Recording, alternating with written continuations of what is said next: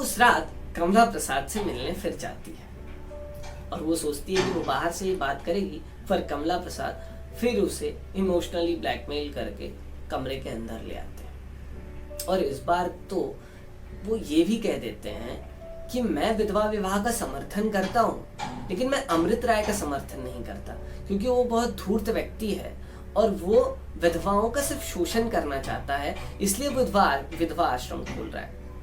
जबकि ये बात झूठ होती है। वो भी जानता है कि अमृत राय बहुत सच्चे व्यक्ति होते हैं, लेकिन वो इतना धूर्त होता है कि वो अंदर कुछ और रखता है और बाहर कुछ और बोलता है, क्योंकि वो जानता है कि ये आसानी से पूर्णा उसके हाथ नहीं आने वाली। यहाँ वो उसे ये भी बताता है कि हम गंधर्व विवाह कर सकते हैं। वो विवाह के अलग अलग प्रकार बताता है और पूर्णा से कहता है कि हम दोनों गंधर्व विवाह करेंगे।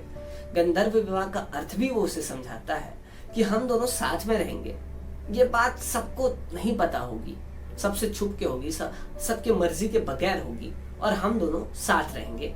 और आओ एक दिए के सामने हम दोनों ये आज एक कसम ले लेते हैं और आज से ही हम विवाहित हो गए, ताकि वो किसी प्रकार पूर्णा को अपने जाल में फंसा सके।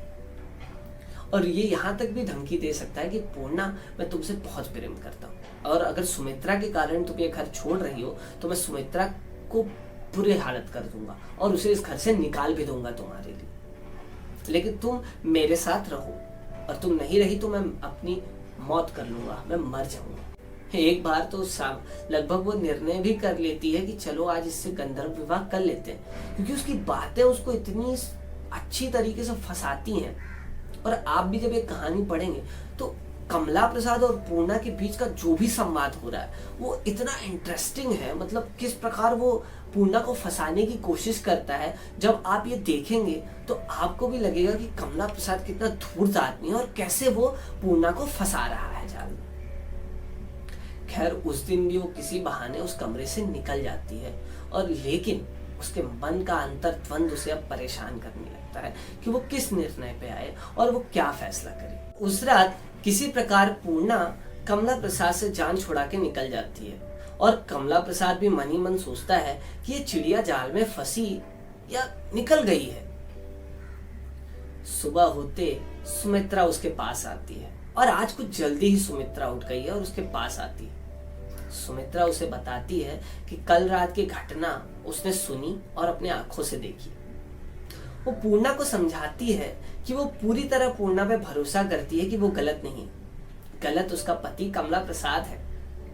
और ये बात उसे पहले से ही पता थी। जिस दिन सबसे पहले दिन कमला प्रसाद पूर्णा को इस घर में लाए थे, उसी दिन से वो समझ गई थी कि कमला प्रसाद की बुरी नजर पूर्णा पर है, इसीलिए वो कभी पूर्णा का साथ पूरा दिन नहीं छोड़ती थी और हमेशा पूर्णा के पास पड़ी रहती थी। यही एकमात्र कारण था उसने पूर्णा का साथ हमेशा दिया, और आज भी वो पूर्णा का साथ देना चाहती है। वो कहती है कि कमला प्रसाद बहुत धूर्त इंसान है और वो सिर्फ झूठे ही कस्में खा रहा है, वो जान दे सकता है या किसी की जान ले सकता है। अगर उसमें इतना ही दम है तो उसके सामने सिर्फ एक शर्त रखो कि वो तुमसे सब समाज के सामने विवाह करके दिखाए, और उसको ये भी समझाना कि इसमें कोई बेइज्जती नहीं है। कुछ दिन बाद बात करके लोग भूल जाएंगे, लेकिन अगर वो तुमसे सच्चा प्रेम करता है तो सबके सामने तुमसे विवाह करे, तुम्हें अपनी दूसरी पत्नी के रूप में रखे या मुझे निकाल भी दे तो भी चलेगा, क्योंकि वो जानती है कि कमला प्रसाद ऐसा नहीं करेगा। समाज में वो अपनी इज्जत नहीं जाने देगा, क्योंकि बाहर तो वो विधवा विवाह का समर्थन नहीं करता, और यहाँ वो किसी विधवा से कैसे विवाह करेगा, और उस विधवा से विवाह जिसको वो अपनी बहन के रूप में इस घर में लाया था, और साथ ही साथ उसके पिताजी ने ही और उसने ही उसको इस घर में सहारा दिया है। पूर्णा सुमित्रा की बात समझ जाती है और वो उस इमेजिनरी दुनिया से बाहर निकलती है जहां उसको लगने लगता है कि शायद कमला प्रसाद सही कह रहे हैं और वो सही व्यक्ति है कमला प्रसाद। खैर कमला प्रसाद यहाँ अपनी अगली चाल चलता है।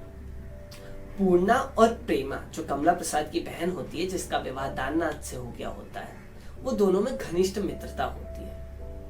अब वो यहाँ चाल चलता है, वो कमरे के पास आता है जहां सुमित्रा और पूर्णा बात करते होते हैं, और उसे भनक लग जाती है कि सुमित्रा पूर्णा को यहाँ उसके बारे में चढ़ा रही होगी। तो वो आके कहता है कि प्रेमा ने तुम्हें मिलने के लिए बुलाया है।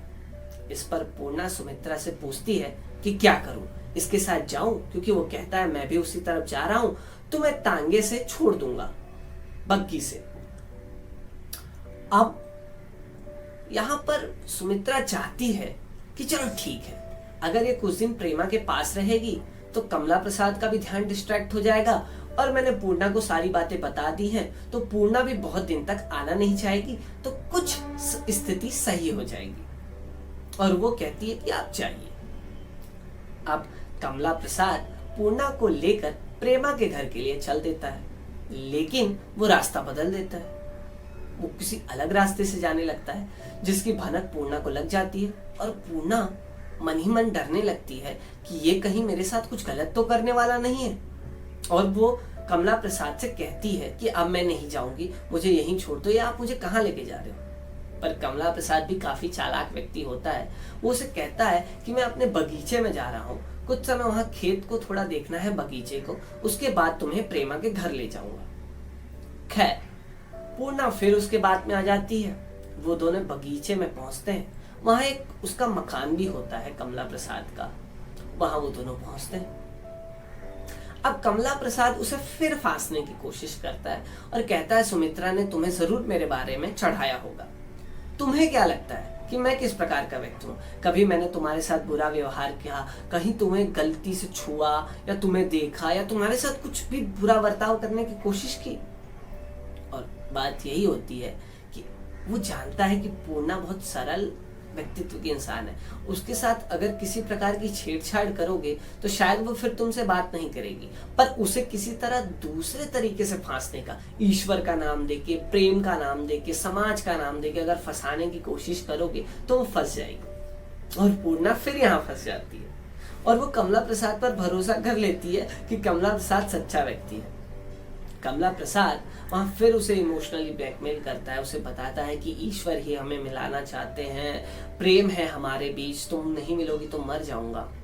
और पूर्णा बहक जाती है। वो दोनों गले मिलते हैं, और शायद कमला प्रसाद अपने इरादे में सक्सेस होने ही लगता है, लेकिन तभी पूर्णा के मन में फिर वही विचार प्रकट हो जाते हैं कि कैसे वो अपने पति से काफी प्रेम करती थी, कैसे उन दोनों के बीच में प्रेम था, कैसे उसका साथ छूट गया, कहीं कमला प्रसाद का भी ऐसे साथ छूट गया तो क्या करेगी।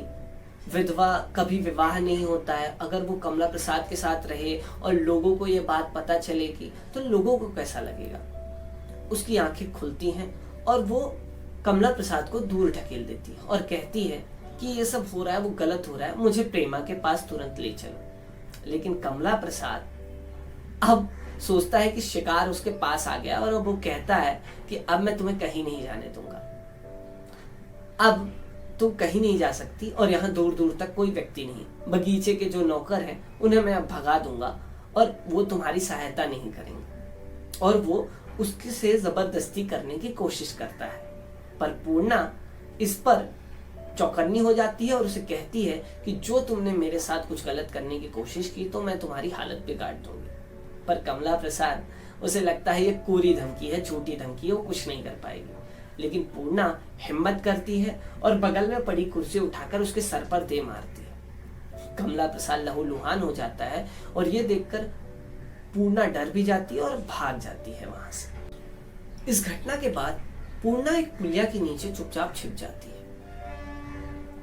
वो पुलिया के नीचे से देखती है कि लोग आ जा रहे हैं, लोग दौड़ रहे हैं, यहाँ तक कि बद्री प्रसाद भी आते हैं, डॉक्टर भी आते हैं, और वो काफी घबरा जाती है कि अब क्या होगा। अगर पुलिस स्टेशन लोग, क्योंकि अब कमला प्रसाद अपनी झूठी बात बता देगा कि ये लड़की ही गलत है, उसे जेल हो जाएगी, जेल में उसका किस तरह सलूक होगा, समाज में लोग उसे किस नजरों से देखेंगे, क्योंकि पुरुष प्रधान समाज है, लोग पुरुष का तो विरोध नहीं करेंगे, कहेंगे लड़की में ही खोट है, या इस महिला में ही कुछ खोट थी, ये क्यों इतनी दूर यहाँ चली आई थी, उसके साथ क्या करने आई थी। और वो काफी घबरा जाती है। उसके मन में विचार आता है कि पति की जब उसकी मृत्यु हो गई थी तभी उसे सती हो जाना चाहिए था, उसे अपना आत्मदाह वहीं कर देना चाहिए था, मर जाना चाहिए था उसी समय। उसने ये बहुत बड़ी गलती की, और अब वो फैसला करती है कि अब वो गंगा जी में समाहित हो जाएगी जाकर। खैर, रात होती है, भगदड़ कम हो जाती है, लोग आना जाना कम कर देते हैं। वो पुलिया से बाहर निकलती है तो उसे दूर दूर तक कुछ नहीं दिखाई देता, कोई व्यक्ति नहीं दिखाई देता। एक बूढ़ा व्यक्ति वहां से गुजरता रहता है, वो उसे रोकती है और कहती है कि मुझे गंगा जी जाना है, गंगा जी कितनी दूर है। वो बूढ़ा व्यक्ति उसे बताता है कि आप कहाँ से आई हो, कहाँ जाओगी, गंगा जी तो यहाँ से बहुत दूर है, और आप किस मोहल्ले में रहती हो, क्या कर रही हो यहाँ। अब इस पर वो उसे क्या बताए। खैर बातों बातों में वो थोड़ा बहुत उसे बताती है कि वो गंगा जी के पास मोहल्ले में रहती है, परिवार से थोड़ा झगड़ा होने के बाद वो यहाँ आ गई है, अब वो वापस लौटना चाहती है। खैर धीरे धीरे बूढ़े को इस बात का पता लग जाता है कि ये गंगा जी में क्यों जाना चाहती है। उसे भी समझ में आ जाता है कि ये लगता है परिवार से भागकर आई है झगड़ा लड़ाई के बाद, और अब ये अपने आप जीना नहीं चाहती और ये आत्महत्या कर लेगी। तो उसे समझाता है कि अगर आप घर वर छोड़ के आई हो तो आपके लिए एक आसरा है यहाँ पे, आप वनीता भवन में रह सकती हो। वो कहती है वनीता भवन क्या है। तो वो बूढ़ा व्यक्ति उसे बताता है कि अमृत राय द्वारा खोला गया है वनीता भवन, जिसमें विधवा महिलाएं या वो महिलाएं जिनका कोई आसरा नहीं है, वो बच्चियां जिनका कोई आसरा नहीं है, वो वहां रहती है।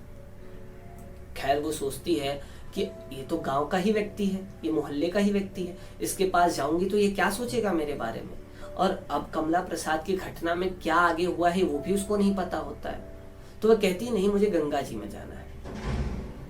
लेकिन बूढ़े के काफी समझाने के बाद और कोई ऑप्शन ना रहने के कारण वो उस बूढ़े के साथ अमृत राय के वनीता भवन पहुंच जाती है। दूसरी तरफ दाननाथ को जब यह घटने की खबर लगती है कि कमला प्रसाद घायल हो गए हैं, तो वो दौड़कर उसकी तरफ जाते हैं। कमला प्रसाद अपने घर में पड़े हुए हैं, आंखों में पट्टी लगी हुई है, सर पर पट्टी लगी हुई है, थोड़ी बहुत चोट है। दाननाथ उससे पूछते हैं कि भैया ये कैसे हुआ। तो वो झूठ मूठ की कहानी बनाते हैं और पूर्णा को दोषी ठहराने की कोशिश करते हैं। खैर उसी समय बद्री प्रसाद आ जाते हैं, और बद्री प्रसाद हमेशा से जानते थे कि पूर्णा सच्च चरित्र महिला है, उसमें कोई खोट नहीं है और खोट उनके लड़के में ही है। और वो दाननाथ को बताते हैं कि मेरा लड़का ही गलत है, ये उस लड़की के साथ जबरदस्ती करना चाहता था जिसे अपनी बहन मानता था, साथ ही साथ उसको मैंने ही सहारा दिया था, और अब दुनिया क्या कहेगी। खैर वो घर आता है और प्रेमा को कमला प्रसाद के बारे में सारी बातें बताता है। प्रेमा चकित तो हो जाती है इस बारे में, लेकिन ये बात सच होती है और लगभग उसको भी इसका थोड़ा बहुत अंदाजा हो जाता है। समाज में बातें बनने लगती हैं और बहुत सारी घटनाएं होती हैं। दाननाथ के बारे में भी लोग बात करने लगते हैं, क्योंकि दाननाथ और कमला प्रसाद बहुत समय तक साथ थे, हर चीज में साथ निभा रहे थे, तो लोग दाननाथ का भी विरोध करने लगते हैं। इस पर दाननाथ सोचता है कि वो जाके खुला बोल देगा कि वो कमला प्रसाद के विचारों से कभी सहमत नहीं है,